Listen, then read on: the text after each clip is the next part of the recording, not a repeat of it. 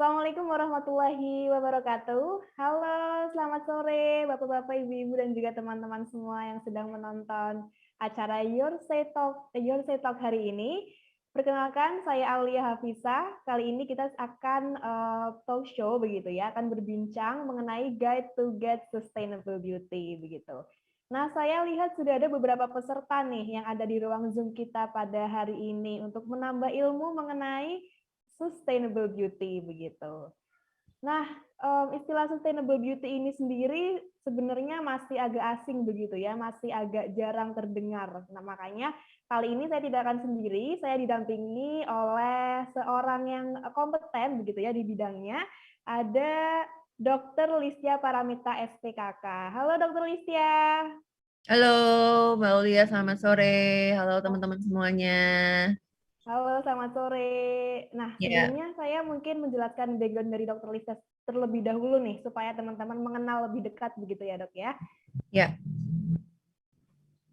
Nah, Dr. Listia ini seorang dermatovenerologis di beberapa klinik kecantikan begitu ya, seperti Elsa Skin dan juga The Premier Yogyakarta. Selain itu, Dr. Listia juga sangat aktif di media sosial untuk memberikan edukasi tentang beauty atau kecantikan, seperti tips merawat wajah atau merawat kulit begitu ya. Dan Dr. Lisa juga seringkali nih membagikan awareness begitu mengenai mitos atau fakta mengenai tips-tips kecantikan. Tak hanya itu, Dr. Lisa juga seringkali menjadi narasumber atau pembicara di berbagai macam seminar dan juga talk show mengenai kecantikan dan kesehatan. Nah, kali ini seperti yang sudah saya sebutkan sebelumnya begitu ya, temanya Guide to Get Sustainable Beauty begitu. Temanya adalah beauty begitu ya. Nah, sebelum saya berbincang lebih lanjut begitu, saya bisa mengingatkan ke teman-teman semua mungkin bisa on cam teman-teman agar wajah cantik dan tampannya bisa terlihat begitu ya. Nah, selain itu juga teman-teman nanti akan ada voucher dari video.com di akhir acara begitu yang akan diberikan bagi para penanya begitu ya. Oke, kita lanjut teman-teman ya. Nah, sustainable beauty begitu. Kita ke konsep pertama, beauty begitu, kecantikan. Nah, sebelumnya saya ingin bertanya nih kepada Dr. Listia. Apa sih definisi kecantikan itu, Dok? Apakah memiliki wajah dengan fitur tertentu atau memiliki penampilan rapi atau bagaimana, Dok?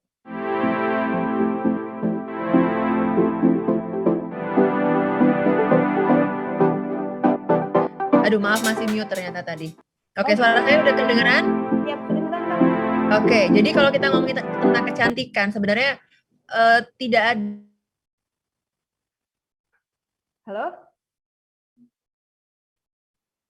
Halo, Dok?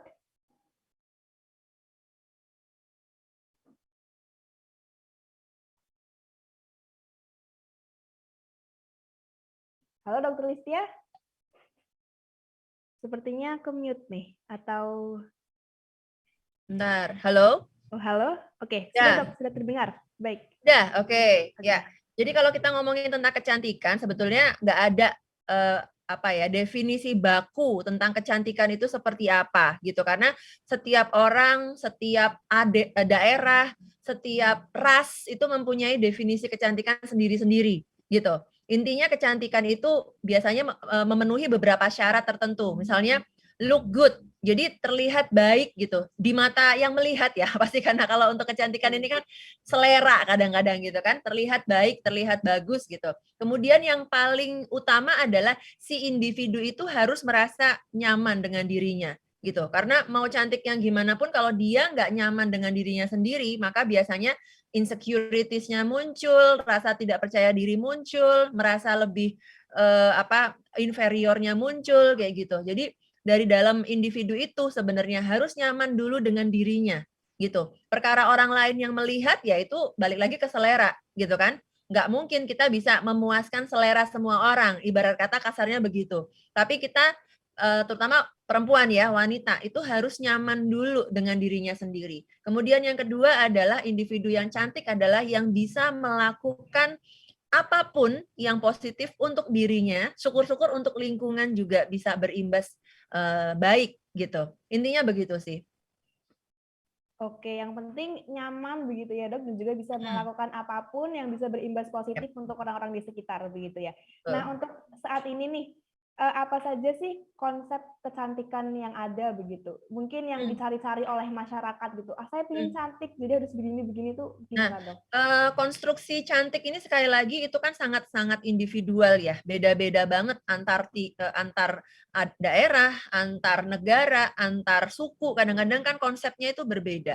Tapi yang perlu kita garis bawahi di sini terutama di Indonesia, ini masih banyak banget stigma-stigma yang melenceng gitu. Orang bilang cantik tuh harus putih, harus rambutnya panjang, harus langsing dan lain sebagainya lain sebagainya. Itu kan sebenarnya stigma ya kan? Nah, stigma itu yang sebenarnya perlu kita bersama-sama kita lawan gitu. Karena kalau enggak stigma ini akan sangat-sangat apa ya, merugikan gitu. Merugikan bagi siapa? Bagi individu-individu perempuan yang mungkin belum matang. Karena dia akan terdoktrin untuk menjadi seperti itu, mengikuti stigma masyarakat. Padahal tadi, yang namanya badan kita, wajah kita, kulit kulit kita itu kan kadang kita nggak bisa milih ya, gitu kan? Jadi yang pertama adalah tadi konsep cantik itu harus nyaman dulu dengan dirinya.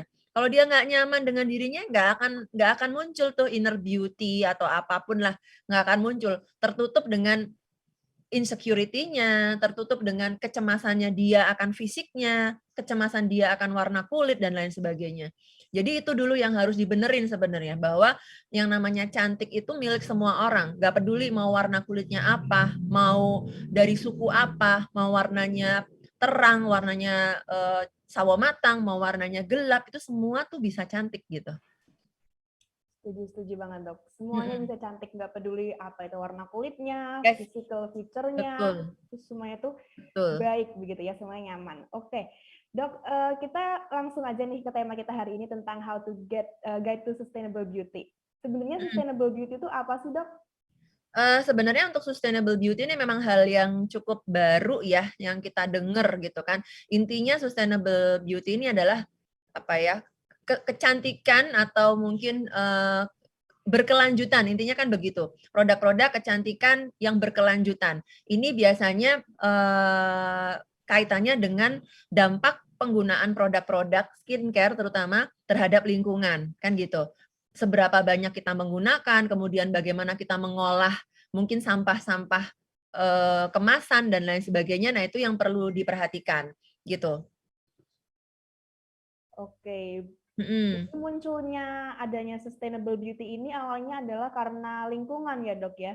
Ya, betul. Karena memang industri skincare semakin pesat ya, saat ini kan semakin pesat. Kemudian karena semakin pesat, otomatis juga pasti konsumen berlomba-lomba kan untuk membeli produk kayak gitu. Walaupun kadang kadang belinya tuh memang dibutuhkan atau bahkan cuma ikut-ikutan doang kayak gitu-gitu kan. Nah, intinya kita lebih ke apa namanya gimana kita tetap menggunakan produk tapi tidak berlebihan yang kemudian malah jadi mubazir gitu. Kalau yang nggak perlu amat ya ya udah nggak usah karena itu nanti akan jadi sampah dan pencemaran dan lain-lain bahkan pemborosan dan lain-lain kayak gitu-gitu sih. Oke, gimana sih Dok cara paling mudah begitu untuk mengikuti sustainable beauty ini? Apakah dengan membeli produk seminimal mungkin atau kita harus memakai suatu produk yang seperti apa atau bagaimana Dok? Jadi nomor satu adalah kita harus mengenali jenis kulit dan juga mengenali problem kulit kita apa gitu karena itu nanti akan berimbas pada bagaimana kita memilih produknya ya kan kalau kita nggak ngerti jenis kulit kita nggak ngerti problem kulit kita nanti membeli produk akan membabi buta pasti kayak gitu segala-gala kayak pengen dibeli gitu padahal nggak berguna nih buat kulitnya gitu jadi nomor satu kenali dulu kemudian yang kedua adalah ditekankan pada penggunaan skincare ini jangan boros, jangan mubazir, bukan boros, jangan mubazir. Maksudnya gini, pakai dulu sampai habis lah gitu paling enggak. Jangan baru dipakai 2-3 kali ganti, 2-3 kali ganti karena memuaskan ego, memuaskan FOMO-nya gitu karena oh lagi hits nih kita beli. Oh ini ada yang baru lagi beli lagi gitu loh. Jadi beli boleh tapi bertanggung jawab gitu ya sampai habis gitu, kelarin sampai habis gitu, biar satu nggak pemborosan, biar nggak buang-buang duit juga, biar nggak mubazir produknya, biar nggak nyampah banyak gitu. Lebih ke itu sih. Ya, sering banget tuh Dok kalau teman-teman zaman sekarang gitu ya, apalagi cewek-cewek gitu. Apa kalau misalnya ada skincare yang lagi hits Ya. gitu ya, misalnya kayak oh ini nih ampuh misalnya untuk apa Mm-mm. gitu langsung nanti dibeli lagi dan saya Mm-mm. juga kadang seperti itu Dok begitu kayak sering keracunan produk-produk Nah, seperti itu tuh. ya, ya, heeh. Nah, itu perlu perlu di ini sih dibenahi lagi ngapain sih kita beli beli apa namanya beli produk itu untuk apa sih gitu. Maksudnya untuk lebih bijaksana aja sih. Bukan berarti terus oh nggak boleh beli gitu. Enggak, beli boleh, tapi gunakan secara bijaksana. Kalau memang perlu ya nggak apa-apa, silahkan. Tapi bukan yang terus membabi buta tadi ya, segala-gala pengen dibeli, ujung-ujungnya nggak dipakai, ujung-ujungnya didiemin expired kayak gitu-gitu. Sampai apa udah tanggalnya nggak kepake sampai habis gitu-gitu sih. Oke. Nah, itu Mhm. sustainable beauty untuk kita sebagai pemakai ya, Dok ya. Nah, kalau Ya. misalnya produk atau perusahaan kosmetik dan sebagainya begitu, Mhm. Dok. Apakah mereka Mhm. juga perlu nih menerapkan sustainable beauty Mhm. juga, Dok? Oke, jadi kalau untuk ini tadi kan kita ngomongin dari sisi konsumen ya, kita harus wise kayak gitu-gitu. Nah, kalau dari sisi apa namanya produsen, memang sekarang sudah mulai digalakkan, sudah mulai nampak apa namanya kepekaan terhadap lingkungan ini sudah nyampe nih kepada para produsen gitu ya. Produsen sudah mulai nih mungkin menggunakan kemasan-kemasan produk yang lebih ramah lingkungan, misalnya kayak gitu, menggunakan kemasan-kemasan produk yang memungkinkan untuk kemasan ini didaur ulang kayak gitu-gitu. Ini udah mulai ada. Kemudian kemasan-kemasan packaging misalnya kayak gitu udah mungkin mulai mengurangi plastik, dia lebih pakai mungkin paper base yang lebih ramah lingkungan, yang bisa lebih mudah diurai dan sebagainya. Seperti itu sih. Ya. Hmm. Gimana sih, Dok, cara kita mengetahui begitu ya produk tersebut sudah menerapkan sustainable beauty begitu, Hmm. selain dari kemasannya yang tadi Dokter Listia bilang? Mhm, mhm. Heeh. Ya, jadi memang kalau untuk, apa namanya, dari sisi produsen sih memang belum bisa ya 100% untuk yang misalnya non plastik atau non, sampah kayak gitu kan memang belum bisa. Karena kan, suatu produk itu ketika diproduksi secara massal itu kan harus memenuhi beberapa, persyaratan ya. Kemasannya nggak boleh yang gampang bocor misalnya kayak gitu, kemasannya nggak boleh yang, apa namanya, paparan matahari itu akan mudah merusak. Nah, mau nggak mau kan pasti akan ada, apa namanya, kemasan-kemasan yang mungkin plastiknya lebih tebal dan lain sebagainya. Tapi ini tadi sih udah mulai kemasan-kemasan sudah mulai, mengurangi, udah mulai yang ramah lingkungan, yang bisa didaur ulang kayak gitu. Walaupun memang belum 100% ya, karena kan, isu sustainable beauty ini memang belum belum mungkin belum familiar, di Indonesia belum terlalu familiar. Cuman saya lihat beberapa produsen tuh sudah mulai mengusahakan untuk tadi, mengurangi sampah-sampah lingkungan, mengurangi produk-produk yang apa, kemasan-kemasan yang nggak penting, kayak gitu-gitu. Misalnya nih, box kemasan skincare misalnya. Sekarang udah nggak ada lagi tuh yang pakai berlapis-lapis misalnya, karena nanti kan kemasan akan dibuang gitu kan. Jadi mereka lebih lebih simpel misalnya dikemas secara, apa namanya, sederhana, kemudian juga memperhatikan apa, sampah-sampah yang mungkin nanti akan ditimbulkan dari kemasan-kemasannya. Kalau pas pengiriman itu dia udah nggak pakai, apa, bubble wrap lagi misalnya, dia pakai, apa namanya, wrapping yang dari kertas kayak gitu-gitu, itu udah mulai banyak sih. Gitu. Gitu. Oke, tadi Dokter Mhm. Listia bilang di Indonesia memang belum cukup populer ya istilah sustainable beauty ini ya, Dok ya. Ya, betul. Kira-kira berapa persen sih, Dok, di Indonesia produk-produk Mhm. yang sudah menerapkan Mhm. konsep tersebut? Oh, kalau persentase saya kurang kurang ngerti ya, karena saya, cari di, apa namanya, di beberapa, apa namanya, literatur juga belum ada yang menyebutkan beberapa persen. Cuman memang kita cukup ketinggalan kalau dibandingin sama, apa namanya, negara-negara lain yang sudah duluan menerapkan, konsep ini, gitu.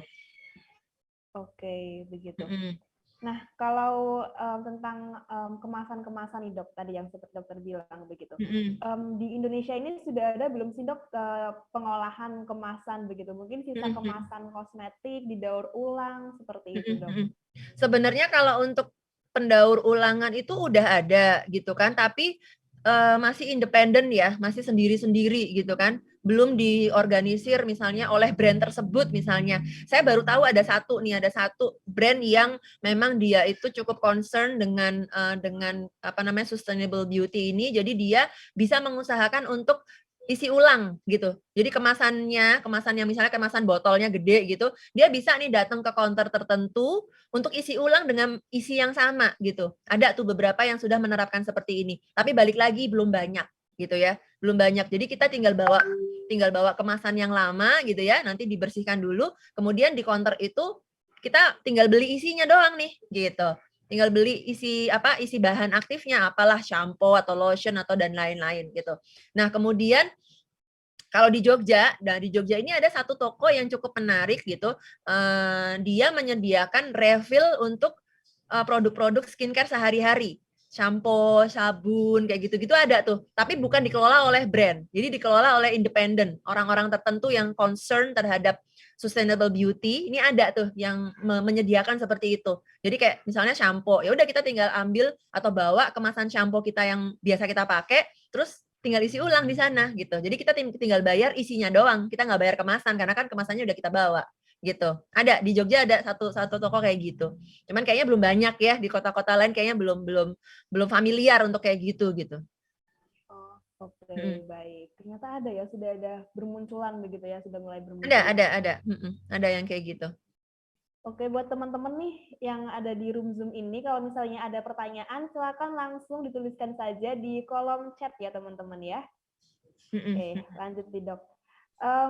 Kembali lagi nih, Dok, dari segi konsumen begitu ya. Kalau misalnya kita membeli produk begitu dan ibaratnya produk tersebut sudah tergantikan dengan produk yang baru yang mungkin kita coba lebih cocok begitu dengan kulit kita. Nah, solusinya gimana tuh, Dok? Produk lamanya Produk ini yang gimana sebelumnya nih? belum habis misalnya gitu.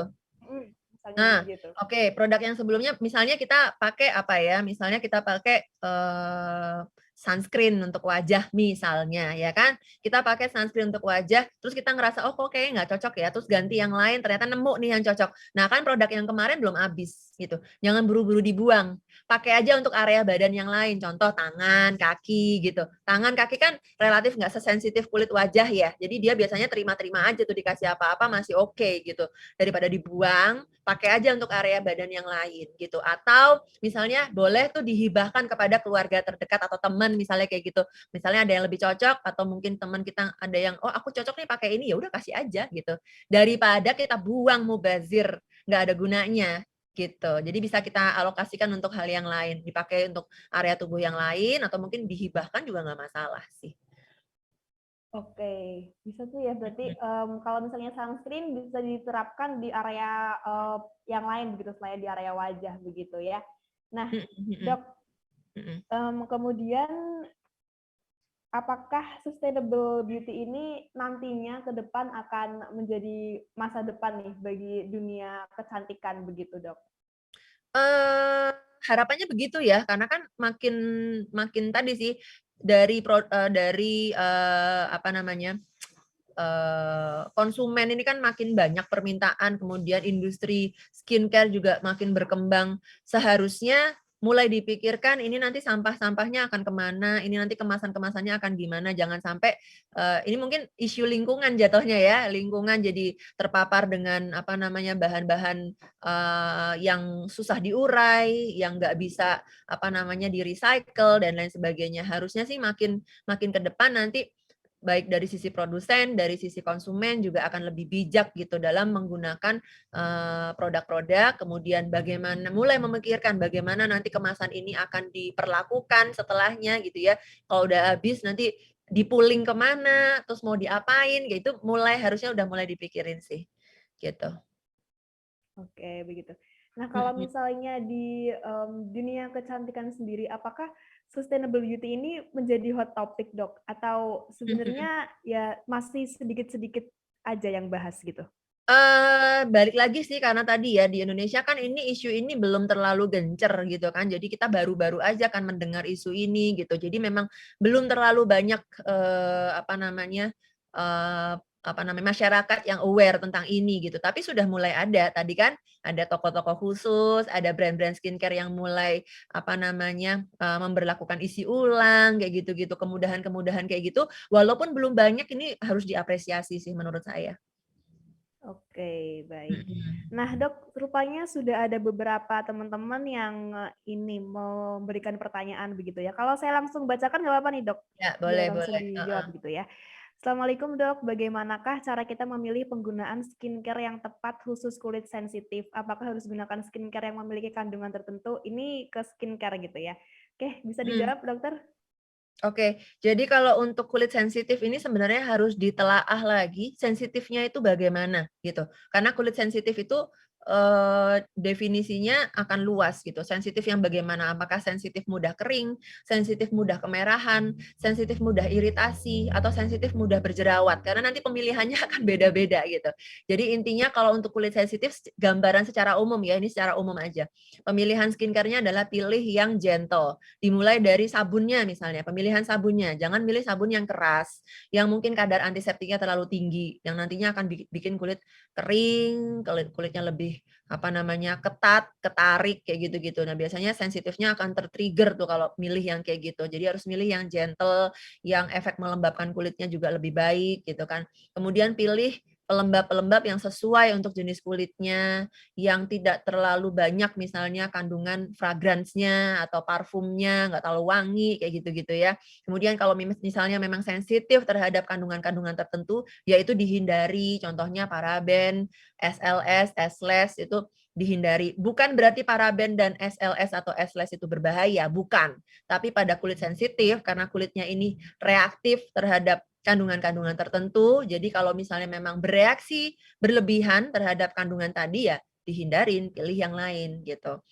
Kemudian penggunaan sunscreen gitu ya, karena kulit sensitif ini biasanya cenderung gampang merah, gampang kering, atau mungkin area-area tertentu mudah mengelupas kayak gitu kan. Nah, itu diperhatikan juga sunscreen-nya gitu.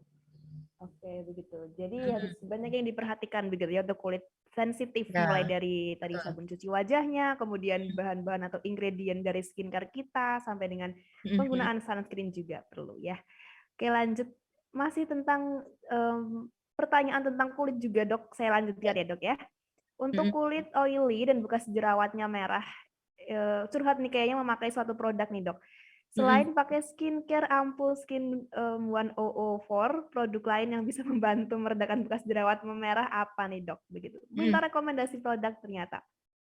Oke, jadi kalau untuk bekas bekas jerawat yang kemerahan, ini faktor utamanya kenapa kok bisa merah itu adalah adanya pelebaran pembuluh darah di bawah kulit.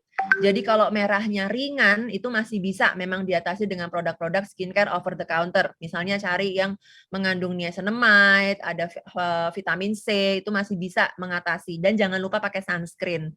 Karena kalau kemerahan, faktor pembuluh darah, terpapar matahari terlalu sering, merahnya awet, nggak hilang-hilang gitu. Nah, kalau merahnya ini pekat sekali, benar-benar merah banget karena mungkin kemarin reaksi radangnya tuh sangat-sangat berat, misalnya kayak gitu, maka nggak cukup hanya pakai skincare OTC gitu. Karena kan tadi ya, masalah utamanya adalah di pelebaran pembuluh darah. Kadang kita butuh obat atau butuh tindakan yang lebih tepat sasaran. Contoh tindakannya apa? Tindakan yang untuk mengecilkan si pembuluh darah itu gitu. Misalnya laser V-beam atau yellow laser itu bisa kita gunakan untuk membantu mengecilkan pembuluh darah di bawah kulit. Harapannya ketika pembuluh darahnya dia udah menyempit, maka appearance-nya nggak semerah yang kemarin, kayak gitu. Oke, baik. Hmm. Lanjut, Dokter. Mmm, Bentar, kita cari pertanyaan terlebih dahulu.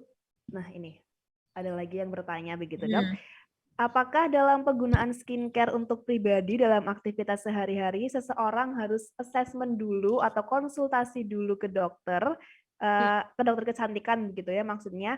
Bagaimana dengan asesmen pribadi di rumah saja jika ada kendala teknis seperti biaya, waktu, dan tenaga? Bagaimana tuh Dok, cara kita mengassessment gitu ya, cara kita mengetahui kulit kita tanpa berkonsultasi terlebih dahulu kepada dokter kecantikan? Kalau yang untuk ini memang sebisa mungkin kita memperbanyak literasi, ya banyak baca gitu, banyak baca. Jenis kulit itu gimana cara membedakan, kayak gitu kan, problem-problem kulit itu apa aja, itu harus banyak baca gitu kan. Jadi, satu harus mengenali dulu jenis kulit kita apa, tipe kulitnya apa nih, normal, tipe kulit yang kering, berminyak, atau kombinasi, kayak gitu kan. Kemudian problem kulitnya apa? Jerawat, dark spot, aging, atau apa yang lain-lain gitu. Nah, dari bekal 2 hal itu baru kita akan memutuskan produk apa sih yang sesuai untuk jenis kulit kita atau problem kulit kita ini apa gitu. Ketika kemudian kita sudah menggunakan produk-produk yang dijual bebas tapi kok merasa nggak ada perbaikan misalnya jerawat nih, udah pakai Nani Nuneno A, B, C, D, E, F, G tapi kok nggak baik-baik, malah makin parah misalnya jerawatnya. Ya berarti memang sudah waktunya untuk berkonsultasi kepada yang lebih ahli, yang lebih expert untuk dianalisis ini sebenarnya kebutuhannya apa gitu. Kalau misalnya keterbatasan jarak, keterbatasan waktu, sekarang kan kita sangat dimudahkan dengan teknologi ya sebenarnya kan. Konsul bisa online gitu kan. Ada aplikasi-aplikasi konsultasi teledermatologi atau konsultasi telemedicine yang memudahkan kita dari mana aja, kita bisa tersambung dengan dokter di mana aja gitu. Atau misalnya ada dokter-dokter tertentu yang memang dia membuka fasilitas teledermatologi. Teledermatologi ini adalah konsultasi kulit ya, konsultasi kesehatan kulit tapi jarak jauh gitu. Jadi kita dari lokasi masing-masing dipertemukan misalnya lewat Zoom misalnya atau lewat video call misalnya kayak gitu. Itu udah ada sekarang gitu. Oke, baik. Lanjut, Dok. Bagaimana menyikapi konsumen yang lebih memilih kosmetik murah tapi nggak aman dan halal dan efeknya cepat, mengingat banyak yang tidak sabar dan berkelanjutan dalam penggunaan skincare, sehingga menginginkan hal-hal yang instan begitu. Nah, gimana tuh, Dok? Oke, jadi memang ini perlu PR besar bagi kita semua. Nggak ada yang namanya penggunaan skincare yang aman itu hasilnya instan, nggak ada. Jadi kalau ada sesuatu yang menjanjikan instan ini udah tanda tanya gede nih. Satu, apakah produknya aman? Dua, apakah produknya memang benar-benar sudah berbepom? Karena sekali lagi ini dunia skincare, dunia perawatan kulit ini adalah industri yang sangat menggiurkan banget gitu. Banyak banget sekarang yang terjun ikut berkecimpung di situ gitu. Mau produk yang legal, ilegal lu ada semuanya. Nah, kita sebagai konsumen ini yang harus pinter-pinter karena kalau enggak ya kita pasti bisa terjerumus kepada pemakaian produk-produk yang berbahaya tadi. Beberapa hari kemarin BPOM merilis produk-produk skincare ilegal yang mengandung merkuri dan itu adalah produk-produk yang banyak sekali dipakai oleh masyarakat ya. Karena tadi masyarakat ngejar pengen putih, cepet kinclong, cepet glowing, lala lili banyak banget akhirnya mereka terjerumus pada pemakaian produk-produk bermerkuri. Iya, cepet memang. Cepet putih, cepet kinclong, cepet glowing. Tapi juga lihat nanti beberapa tahun ke belakang fleknya tebel banget, jerawatnya di mana-mana, rusak kulitnya. Itu banyak banget gitu. Jadi kita ya akhirnya pada akhirnya literasi kita yang akan membentengin diri kita sendiri gitu. Menurut saya untuk informasi-informasi di dunia maya saat ini udah nggak kurang-kurang, tinggal kitanya aja pinter-pinter memanfaatkan teknologi gitu. Pinter menyaring mana informasi yang benar, mana informasi yang salah, mana produk-produk yang aman, mana produk-produk yang nggak aman gitu, ya kan? Untuk aturan dari pemerintah sendiri udah sangat-sangat ketat sebetulnya, cuman tadi celah-celah ini kan ada pasti kan. Nah, celah-celah ini yang dimanfaatkan oleh orang-orang yang tidak bertanggung jawab, gitu. Celah-celah apa? Ya masyarakat minim literasi misalnya, produk-produk ilegal, dijual di marketplace ada. Ngerti kita ilegal, tapi karena kebelet putih tadi, ya akhirnya dibeli juga gitu loh. Dan ini nggak main-main, omsetnya itu gede banget gitu.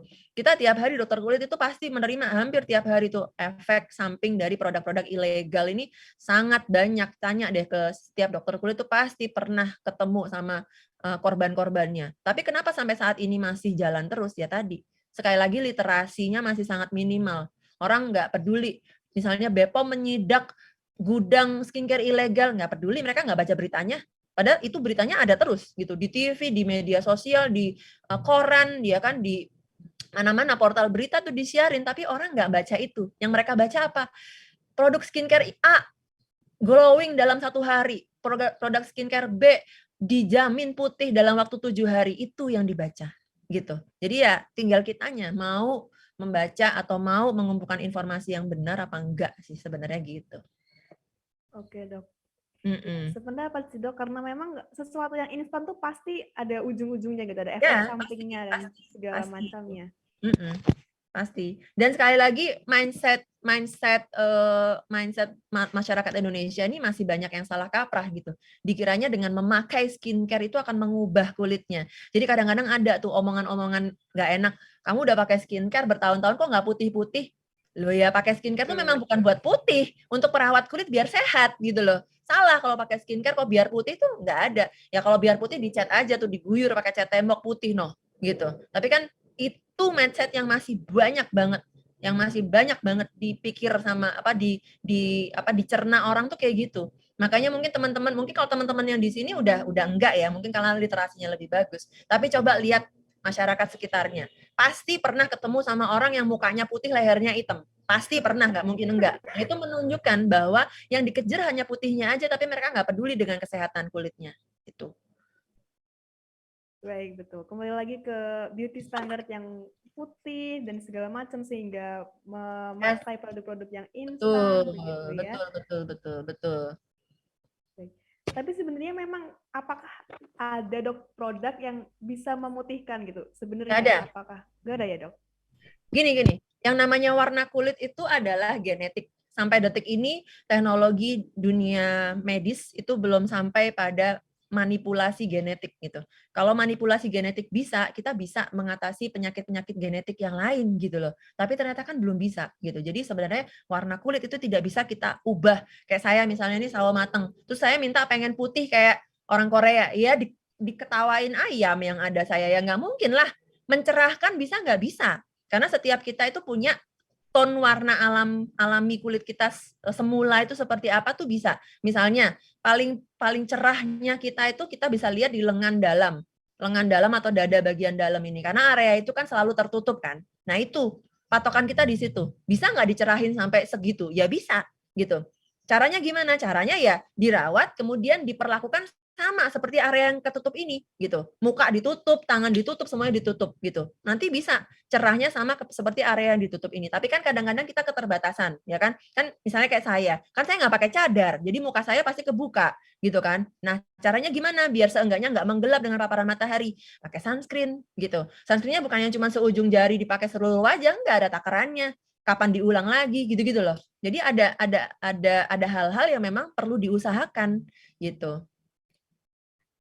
Gitu, baik. Kita move on dari pertanyaan mengenai kulit putih, begitu, Dok, ke pertanyaan, ada beberapa pertanyaan yang menanyakan mengenai bekas jerawat nih, Dok. Ada 2 pertanyaan, saya langsung gabung menjadi satu, begitu, Dok.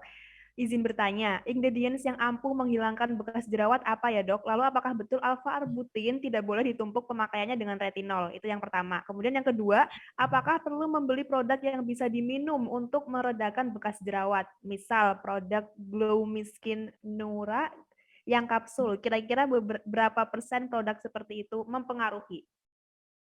Yang pertama, kalau tadi kita ngomongin bekas jerawat, sebenarnya kita harus lihat dulu bekas jerawatnya ini yang bagaimana gitu. Bekas jerawat itu banyak.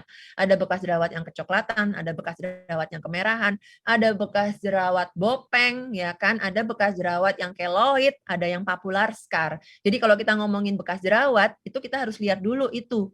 Nah, menentukan dulu yang mana. Ketika kita tahu yang mana, baru kita tahu arahnya akan memberikan apa atau mencari apa gitu. Kalau tadi kemerahan atau kecoklatan itu kan berarti ada pigmentasi yang berlebihan di situ kan, kecoklatan, melaninnya berlebihan. Kita bisa pakai yang ada kojic acid, arbutin, niacinamide, vitamin C, glycolic acid, citric acid, banyak macam-macam. Yang paling penting sunscreen-nya harus dipakai terus karena pigmentasi pada level apapun itu kalau kena paparan matahari terus ya nggak hilang-hilang gitu. Jadi sunscreen-nya harus dipakai terus. Gitu sih. Kemudian tadi apa? Arbutin di layer pakai apa? Retinol.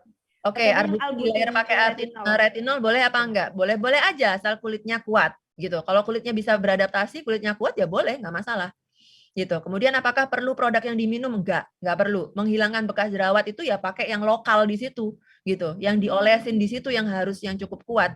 Kalau yang diminum tuh ya boleh-boleh aja tambahan doang, tapi nggak ada efeknya signifikan langsung ke kulit wajah tuh enggak Oke, gitu. lanjut. Lanjut lagi ada pertanyaan mengenai jerawat batu. Izin bertanya, untuk menghilangkan jerawat batu di mana, Dok? Dan apa penyebabnya? Jerawat itu sebetulnya penyebabnya itu ada 4. Yang pertama adalah minyak yang berlebihan tuh jelas. Yang kedua adalah abnormalitas dari pergantian sel kulit, jadi hiperkeratinisasi namanya. 2 hal itu pasti menyebabkan komedo. Jadi semua jerawat pasti bermula dari komedo, ya kan? Udah nih terbentuk komedo. Ketiga penyebabnya adalah makin memperparah komedonya, reaksi radang. Ini komedo lama nggak tertangani, reaksi radang terjadi. Begitu reaksi radang terjadi terus-terusan, koloni bakteri C. acnes makin banyak. Akhirnya bernanah, akhirnya jendol, disenggol sakit, nyeri, dan lain sebagainya. Gitu. Nah, definisi jerawat batu ini sebenarnya nggak ada nih dalam dunia medis tuh nggak ada gitu. Tapi mungkin yang dimaksud adalah jerawat yang besar meradang kayak gitu ya.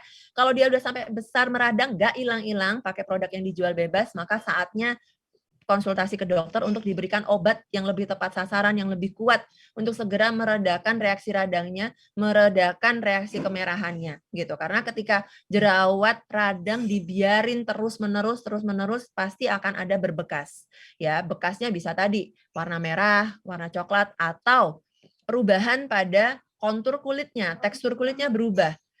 Radang yang berulang pada tempat yang sama itu akan menggerogoti kolagen kulit, menggerogoti elastin kulit. Pada satu titik dia akan sembuh, tapi sembuhnya jeblos ke dalam, bopeng muncul. Atau sembuhnya abnormal, sembuhnya berlebihan, jadi keloid. Itu akan lebih sulit lagi. Gitu. Jadi kalau misalnya sudah nyoba A, B, C, D, E, segeralah ke dokter. Gitu. Segeralah dokter untuk mencari pertolongan, gitu kan. Mencari pengobatan yang lebih tepat sasaran. Begitu. Baik, lanjut dok. Saya mau tanya, misal mengalami gatal-gatal di sekitar perut, selangkangan, bagian paha, dan juga bagian paha. Awalnya gatal-gatal merah dok, tapi setelah kering, kulitnya jadi agak gelap dan juga gatalnya masih terasa sampai sekarang. Bahkan sekarang makin melebar. Itu sebenarnya kenapa dokter? Waduh, kalau ini harus saya periksa langsung ya, karena Ya penyebabnya betul. banyak itu. Saya nggak bisa menerawang tuh kalau kayak gitu ya. Kalau memang kondisinya tadi sih, intinya begini, kenapa sih sampai ada yang namanya dokter spesialis kulit? Itu karena semua kondisi gangguan kulit itu rata-rata ya merah, gatel, gitu kan. Nah kalau kita nggak melihat langsung, nggak memeriksa langsung, itu buyar, udah kita nggak tahu apa gitu. Karena merah dok, gatel, di sini, di situ, itu diagnosis bandingnya banyak banget.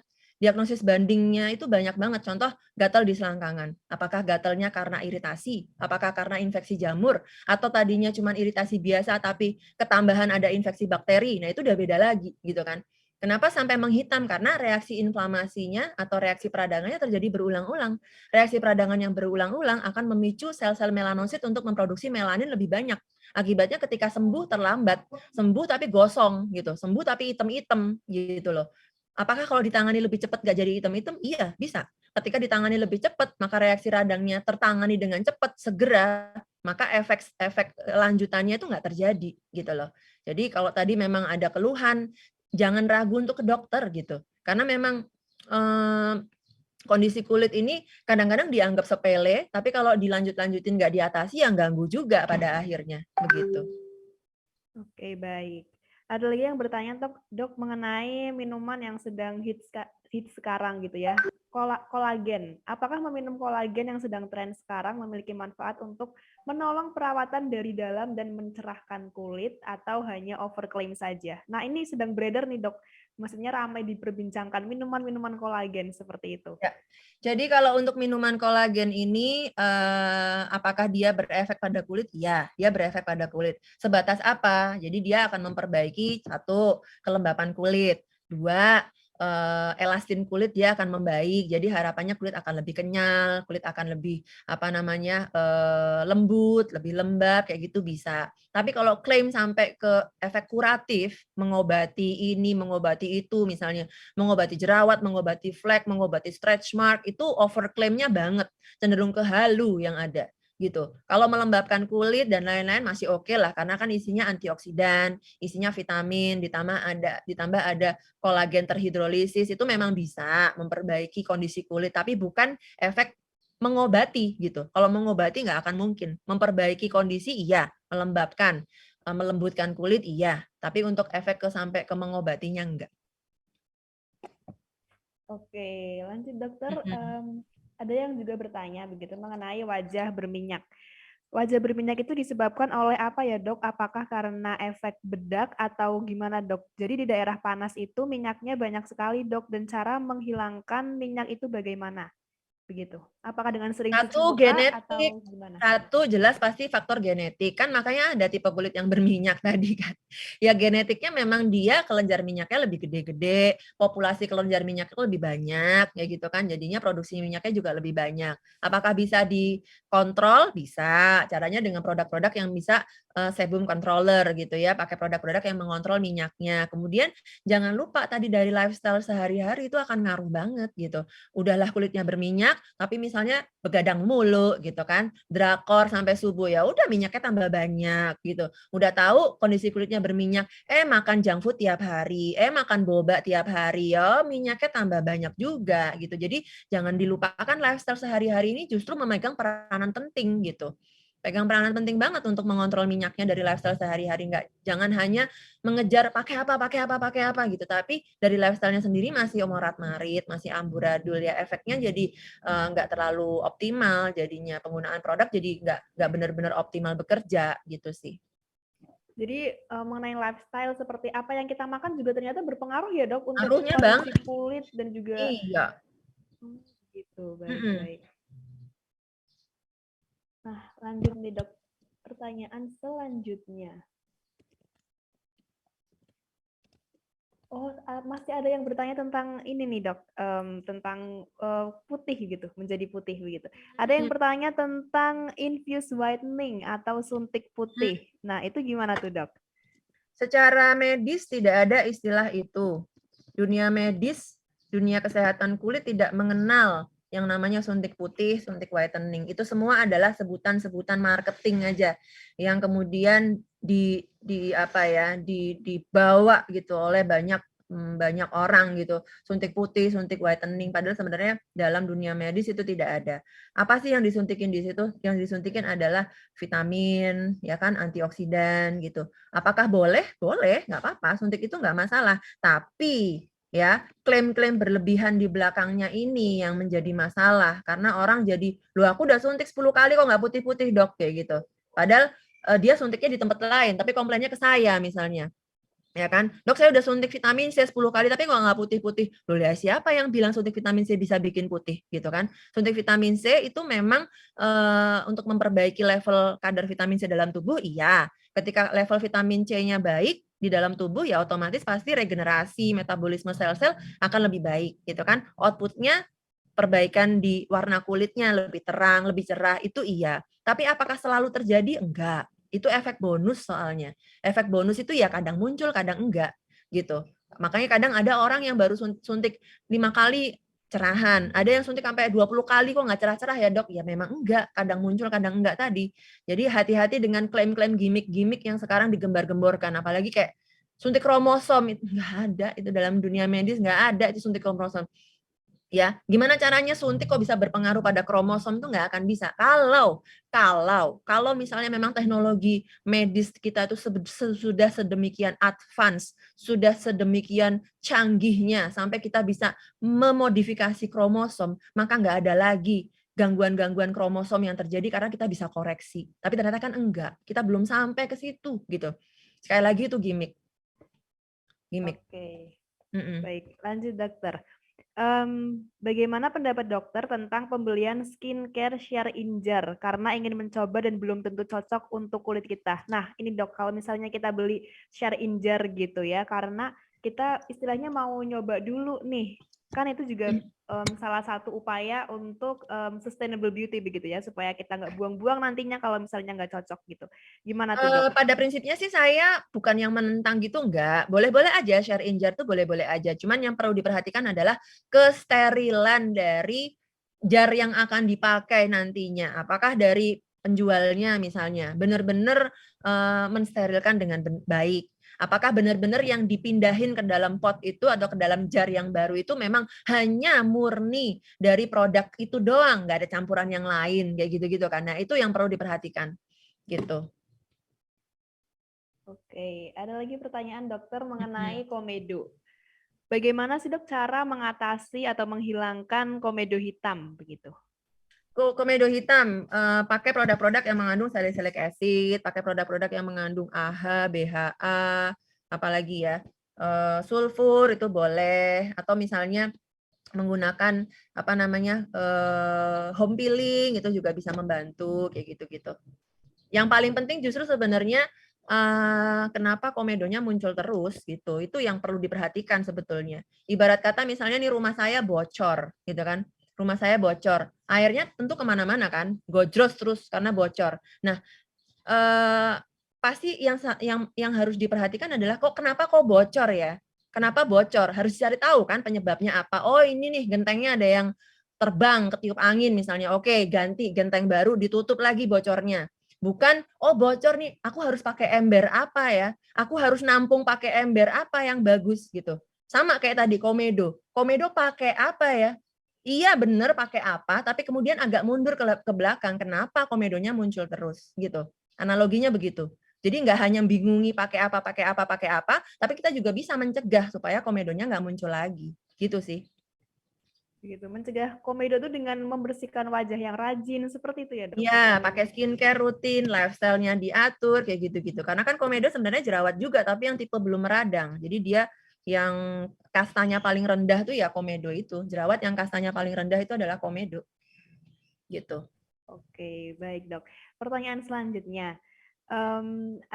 Beberapa teman menjalankan skincare atau kosmetik yang ramah lingkungan dan alami, namun kurang diminati. Akhirnya bisnisnya mandek. Bagaimana menurut pendapat dokter? Dan bagaimana peran kesehatan mental untuk merawat kulit, wajah, dan body seseorang?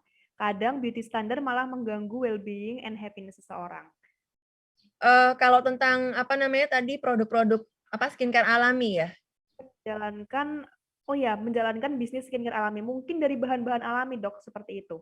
Sebenarnya gini, produk-produk bahan alami itu nggak masalah karena dalam dunia medis pun kita mengenal yang namanya fitofarmaka. Fitofarmaka itu adalah penggunaan tumbuhan-tumbuhan sekitar kita jadikan sebagai misalnya obat atau herbal atau mungkin skincare itu boleh-boleh aja. Tapi memang ada aturannya.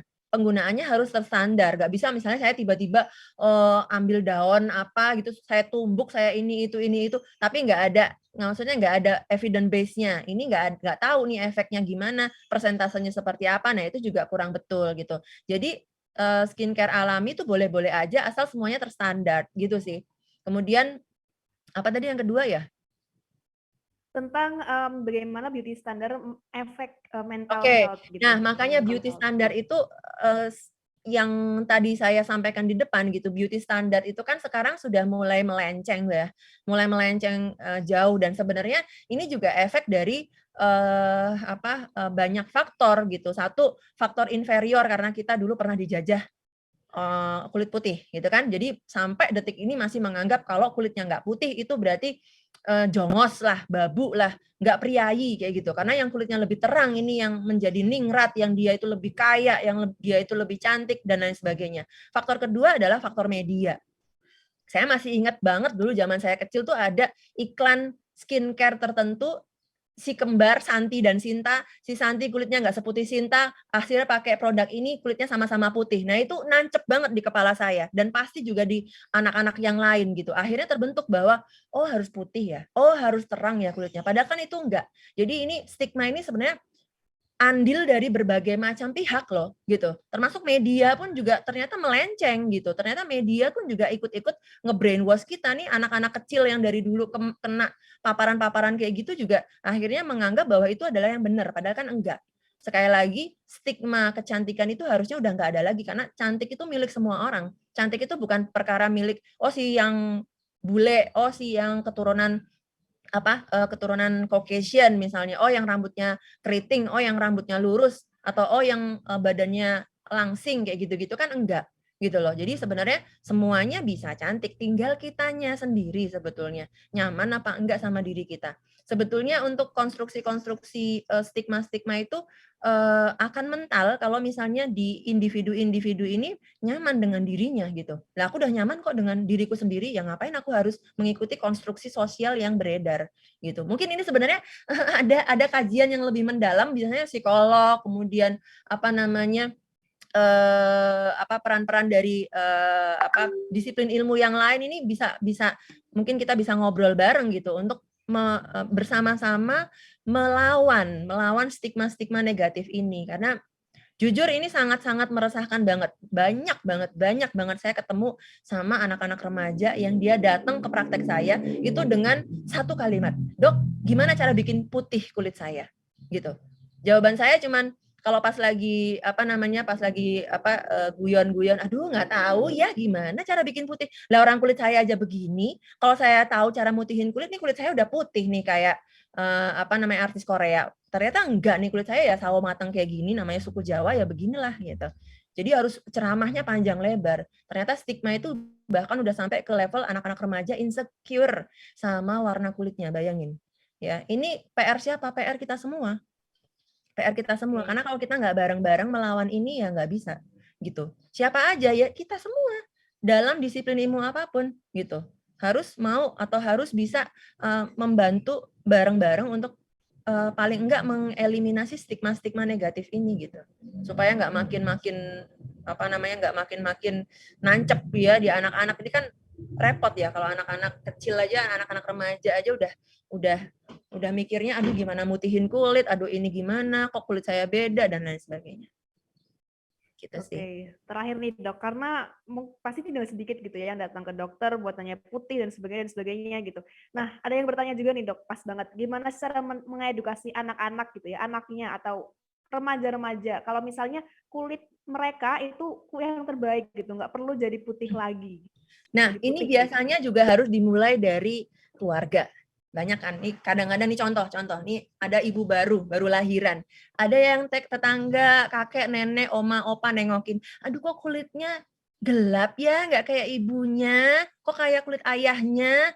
Loh ya wajar lah namanya anak, ini kan kombinasi dari genetik bapak sama ibunya. Lah bapaknya gelap, masa minta anaknya sebening kaca kan nggak bisa ya gitu. Ini yang harus ditekankan dari level paling kecil deh, dari keluarga. Jangan skin shaming di keluarga. Jangan skin shaming gitu. Kadang-kadang kan aduh kok kulitnya nggak kayak ibunya ya. Ibunya putih, kok anaknya begini. Lah ya iya ayahnya gelap.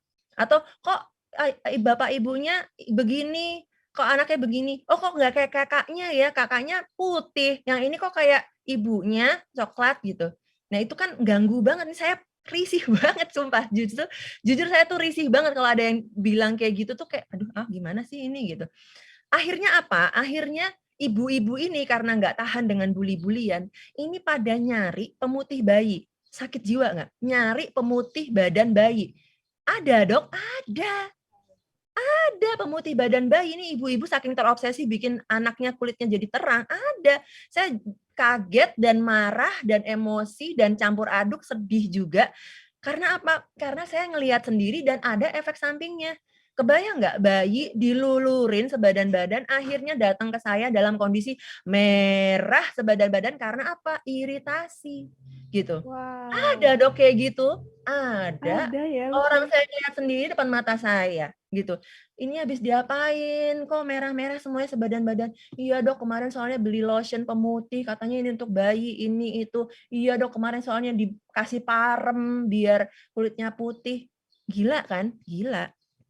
Sampai segitunya loh, obsesi mau bikin putih bayi, ya enggak bayi gitu. Bayi lu mau putihin gitu.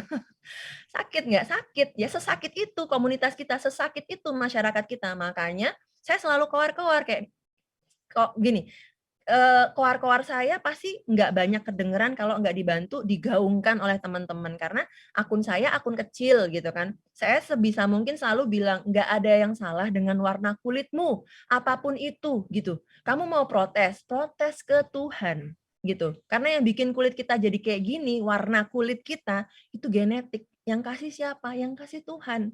Kamu nggak suka, kamu protes sama Tuhan. "Duh nggak bisa dong." Ya makanya. Karena kita nggak bisa protes, maka kita dikasihnya begini, yuk kita rawat, gitu. Oke, baik. Terima kasih banyak Dokter Listia untuk bincang-bincangnya hari ini dan juga telah menjawab berbagai macam pertanyaan dari partisipan. Karena waktunya terbatas begitu ya teman-teman, jadi kita akhiri diskusi kita hari ini. Namun sebelumnya akan ada pengumuman pemenang bagi pemenang untuk voucher video.com begitu ya. Namun sebelumnya mari kita berfoto bersama teman-teman. Oke, silakan on cam gitu ya. Dibuka kameranya agar wajahnya terlihat, lalu kita akan berfoto bersama. Oke. Oke, semuanya sudah siap? Saya hitung ya. 1, 2, 3. Oke. Sekali lagi. 1, 2, 3. Oke, terima kasih banyak teman-teman dan juga Dokter Listia. Nah, untuk pemenang voucher video.com kita pada hari ini adalah yang pertama ada Ita Roshinta, kemudian yang kedua ada Yuni Kartika, yang ketiga ada Siti Robayani, keempat ada yang ketiga ada Lina Mamluatul, yang keempat ada Mawardia Sofira, dan yang kelima ada Asila Febiani. Nah, tadi saya menyebutkan Siti Robayani ternyata tidak mendapatkan voucher, namun mendapatkan saldo e-wallet sebesar Rp50.000, begitu ya. Nah, nanti teman-teman yang saya sebutkan tadi akan dihubungi oleh pihak Yoursay, begitu ya. Nah, dengan cara mengisi presensi begitu. Untuk sertifikat teman-teman bisa mengisi presensi yang telah diedarkan di kolom chat ya teman-teman ya. Silakan, itu ada link, kemudian diklik dan isi presensinya begitu. Oke. Terakhir, saya mengucapkan terima kasih untuk Dokter Listia dan juga teman-teman, para partisipan semuanya yang sudah mengikuti diskusi kita pada sore hari ini yang sangat membuka pengetahuan kita begitu ya mengenai sustainable beauty dan juga penggunaan kosmetik maupun skincare apa aja sih yang cocok di kulit kita, kemudian apa saja yang baik dan buruk begitu ya untuk kulit dan juga kesehatan kita. Terima kasih banyak teman-teman, semoga kedepannya kita semakin melek dengan isu sustainable beauty dan juga semoga diskusi kita pada sore hari ini bermanfaat begitu. Saya Aulia Hafisa dan juga tim dari Yoursay dan juga teman-teman panitia mengucapkan terima kasih dan sampai jumpa lagi.